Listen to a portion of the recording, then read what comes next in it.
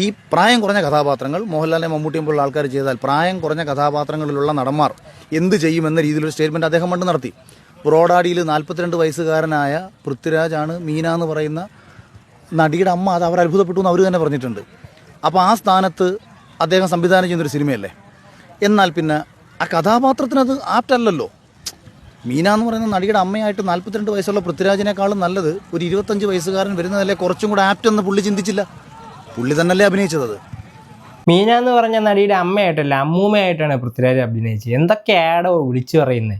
42 വയസ്സുള്ള പൃഥ്വിരാജ് മീന എന്ന് പറഞ്ഞ നടിയുടെ അമ്മയായിട്ട് അഭിനയിച്ചു. ഒരു കാര്യം പറയാൻ വന്നാൽ എന്താണ് പറയേണ്ടതെന്ന് പോലും അറിയാൻ പറ്റാത്ത അവസ്ഥയിലാണ് ഇപ്പം മാരാർജി ഉള്ളത്.